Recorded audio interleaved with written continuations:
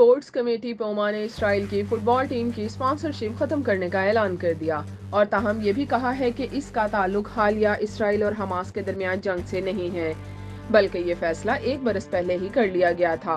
बरतानवी खबर-ए-रसां इदारे रॉयटर्स ने लिखा है कि इस जर्मन कमेटी ने इसराइली फुटबॉल एसोसिएशन के साथ मजीद मुआहिदा करने से इनकार किया है और अगले साल टीम को किट्स भी मुहैया नहीं की जाएंगी। इसराइल और हमास के दरमियान जंग के बाद बाइकआउट मुहिम की वजह से कई ब्रांड्स मुतासिर हुए हैं। ताहम पोमा ने यह फैसला अपनी वसी हिकमत अमली के तहत माली वजूहात की बुनियाद पर किया है। इसके अलावा पोमा अगले साल सर्बिया की कौमी फुटबॉल टीम के साथ भी स्पॉन्सरशिप खत्म करने वाली है और वो तमाम मौजूदा और मुस्तकबिल के ताल्लुकात का जायजा लेने का इरादा रखती है। मीडिया ने मजीद तफसीलात के लिए पोमा कंपनी से राब्ता किया, लेकिन ताहाल इसकी तरफ से कोई जवाब मौसूल नहीं हुआ। याद रहे कि दुनिया भर में मजलूम फलस्तीनियों के खिलाफ जारहियत पर इसराइली मसनूआत और इसकी माली मदद करने वाली दीगर ममालिक की कंपनियों की अशिया के बाइकआउट की मुहिम भी जोरों पर है। ताहम मगरबी ममालिक की हमायत के बाइस इसराइली फौजी मुसलसल फलस्तीनियों की नस्लकुशी में मसरूफ हैं।